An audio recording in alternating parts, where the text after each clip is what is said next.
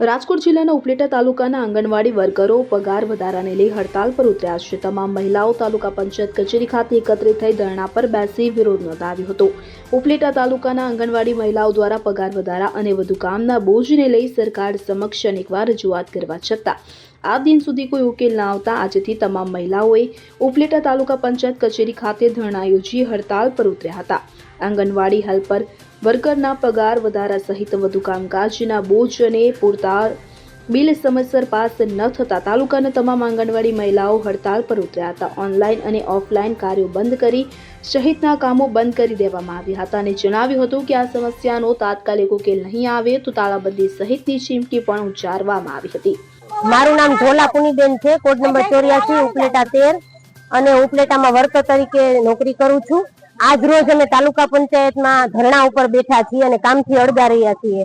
તારીખ 5 થી 17 સુધી અમે ઓનલાઈન કામગીરીથી અળગા રહ્યા હતા અને ઓફલાઈન કામગીરી પોષણ ટ્રેકરમાં હાજરી પણ પૂરતા હતા અને આજથી અમે હાજરી પણ પૂરવા નથી, તમામ ઓનલાઈન અને ઓફલાઈન કામગીરીથી અળગા રહેશું અને 2 દિવસ માટે અમે જિલ્લા પંચાયતમાં ધરણા ઉપર બેસવાના છીએ કે હાઈકોર્ટનો હુકમ આવી ગયો છે કે સરકાર અમારો પગાર વધારો, હેલ્પર વર્કરનો પગાર વધારો કરવાની છે કે એક દિવસનું જે સરકારે મહેનતાણું નક્કી કર્યું છે એ પણ અમને કમસે કમ આપતા નથી।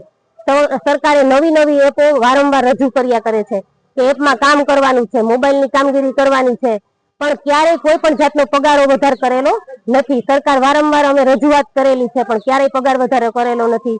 પછી અમે મંગળ દિવસની ઉજવણી કરીએ છીએ તો એના બિલ પણ અમને સમયસર મળતા નથી। મસાલા બિલ છે એ પણ અમને જે ઉચ્ચ ગુણવત્તાવાળી વસ્તુ હોય એ બજારમાંથી લઈ અને બાળકોને પીરસવાનું હોય તો એ પણ અમને મળતું નથી। તો સરકાર જો આવું વિચારે છે કે સારું કામ જોઈએ છીએ, બાળકોને સારામાં સારું પૂર્વ પ્રાથમિક શિક્ષણ જોઈએ છીએ, તો જો માતા યશોદાને એવોર્ડ આપતા હોય તો માતા યશોદાને પગારની પણ જરૂર હોય કે અમારા બાળકોનું ભરણપોષણ પણ કરવાનું હોય છે।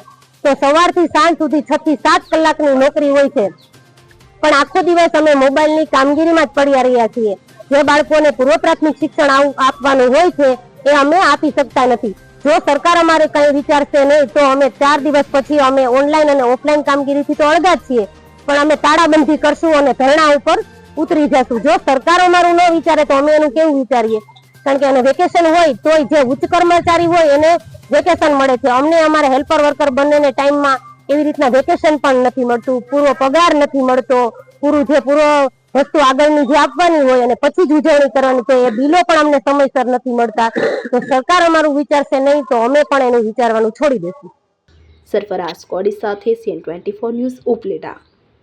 હવે જુઓ દેશ દુનિયાની તમામ ખબરો તમારી આંગળીના ટેરવે। ઉઠાવો મોબાઈલ અને Google Play Store પરથી ડાઉનલોડ કરો અમારી CN24 ન્યૂઝ મોબાઈલ એપ।